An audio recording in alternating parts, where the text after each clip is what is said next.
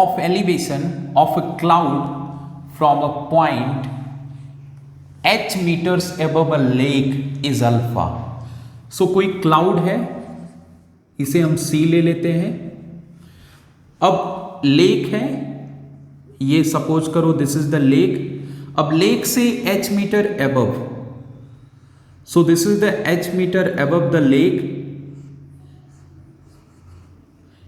इस पॉइंट से जो एलिवेशन है क्लाउड का वो कितना है, अल्फा है. Okay. And the angle of depression of its reflection in the lake, मतलब क्लाउड का जो रिफ्लेक्शन है, और रिफ्लेक्शन कहां होगा हीरो, लेक के अंदर. ये हो गया. ओके. लेक इज बीटा, मतलब इसका जो डेप्रेशन है वो कितना है, वो बीटा है. Prove that the distance of the cloud from the point of observation is this. So इसका मतलब कि ये जो दिया गया है ये यहां से यहां तक का डिस्टेंस है, ये जो दिया गया है. सो इसे हम लेट कर लें अगर y, so we need to prove there y equal to this, और इसको हम मिला लेते हैं. और एक चीज़ और आपको बता दूं कि लेक से क्लाउड के बीच का जो डिस्टेंस है सेम होगा लेक के अंदर भी. रिफ्लेक्शन की हाइट सेम होती है, तो जितना ऊपर उतना नीचे. ये h हो गया हीरो, ये क्या हो गया, h. Okay. So the angle of elevation of a cloud from a point h meter above a lake is alpha, clear. The angle of depression of its reflection in the lake is beta, clear. Prove that the distance of the cloud from the point of reflection is this. समझ में आया. अब एक चीज आपको यहां पर देखनी पड़ेगी, और वो ये कि ये क्या होगा, ये नहीं गिवन है ना. तो हम क्या करते हैं, इसे हम ले लेते हैं कैपिटल H. समझिएगा, ये क्या होगा, कैपिटल H. तो ये भी कैपिटल H होगा यहां से, और ये हो जाएगा अपना capital H minus small h, ये जो हाइट है ना. और कुछ, और इसे आप ले लीजिए x, the distance between the this and this. Okay. So आइए अब इसको सॉल्व करते हैं. फिगर अपना कंप्लीट है, बन चुका है. सो पहले हम क्या लेंगे, y हमें चाहिए, तो अल्फा को जब हम डील करेंगे तो 10 लेंगे क्या, तो ये आप सोचिए जरा. ठीक है. तो अभी हम क्या करते हैं, x और y में रिलेशन निकालते हैं, क्योंकि x इसमें भी आएगा, बीटा में भी आएगा, तो y और x का रिलेशन बनाते हैं.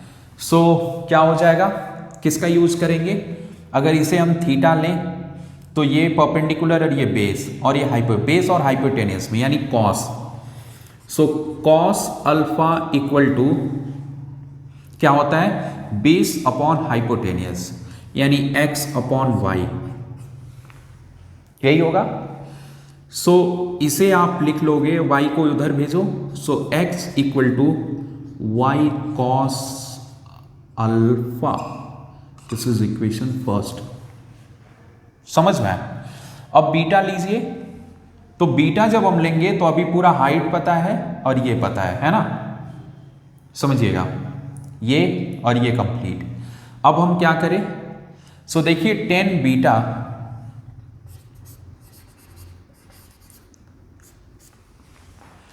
बीटा इक्वल टू ये इतनी हाइट हो जाएगी small h plus capital H. Okay. Small h plus capital H ये होगा. सो 10 बीटा यानी perpendicular upon base, so small h plus capital H equal to upon x. So x equal to यहां लाए थे, यहां भी x इक्वल टू लाते हैं. सो x इधर गया और ये इधर आ जाएगा, तो h प्लस ये क्या हो जाएगा, कैपिटल H अपॉन 10 बीटा. ये हो गया इक्वेशन सेकेंड. अब इन दोनों इक्वेशन को हम इक्वेट कर सकते हैं। So first equal to second, क्योंकि दोनों में एक्स हमने निकाल लिया है, पुट कर दीजिए। तो ये हो जाएगा आपका y cos alpha equal to h plus capital H upon 10 beta. समझ? अब इसको आप इधर लाइए। So y cos alpha into 10 beta and equal to h small h and plus capital H। ठीक है, आप यहीं पे आप इसे छोड़ दीजिए। ओके, अब हम आते हैं, ये हमें लेना पड़ेगा 10 के साथ, इसको डील करना पड़ेगा। सो अभी हम 10 के साथ डील करते हैं। सो 10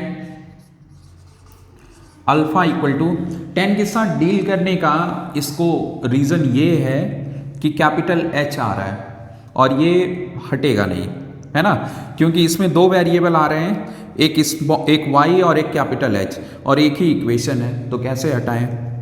तो अभी दूसरा इक्वेशन ले रहे हैं। सो 10 अल्फा इक्वल टू क्या हो जाएगा, दिस परपेंडिकुलर अपॉन बेस, यानी capital H minus small h upon x। सो अब देखिए यहां से, है ना, हम x की वैल्यू अगर पुट कर दें इक्वेशन फर्स्ट से, तो x हमारा हट जाएगा और हमारा y में आ जाएगा, और इधर भी वही है, y small h capital H, इधर भी y small h capital H आएगा। सो हम करेंगे फर्स्ट का यूज, है ना। सो लिखेंगे फ्रॉम फर्स्ट। सो फर्स्ट आप रखिए यहाँ पे y कॉस अल्फा, तो इधर आया, so y cos alpha into 10 alpha into 10 alpha equal to small capital H minus small h। समझ में आया इतना? अब देखो, अभी हमें क्या करना है, हमें जो लाना है आंसर वो स्मॉल h हमारा होना चाहिए, उसे गायब नहीं करना है, कैपिटल H को गायब करना है। तो यहाँ से कैपिटल H हम ले लेते हैं, तो स्मॉल h इधर आएगा। सो y cos alpha into 10 alpha, और ये आया तो प्लस h, और इधर कैपिटल H हो गया। तो इसे आप इक्वेशन थर्ड ले लीजिए, और इधर से भी आप कैपिटल H निकालिए। So y cos alpha into 10 beta and equal to minus h, ये इधर आएगा, and equal to capital H। इसे आप इक्वेशन थर्ड फोर, इसे भी आप काउंट कर सकते हैं, 4 काउंट कर लीजिए, डजेंट मैटर। ठीक है, अब थर्ड और फोर्थ से मतलब इक्वेट करेंगे, थर्ड इक्वल टू 4, क्योंकि दोनों चीज़ें सेम ही हैं। So y cos alpha into 10 beta minus h equal to y cos alpha into 10 alpha, है ना, प्लस स्मॉल h। समझ में आया? अब देखो h को आप एक साइड आप ले जाओ इधर और इसको इधर भेज दो।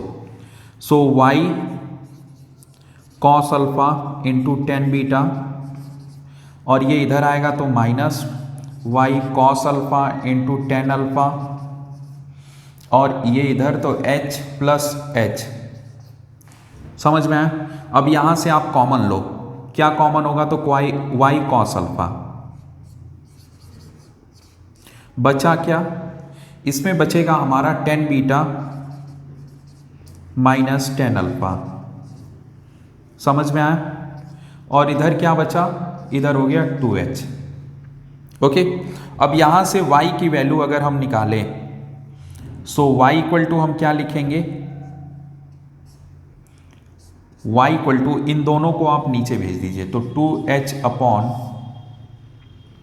दिख रहा है ना, 2h अपॉन कॉस अल्फा,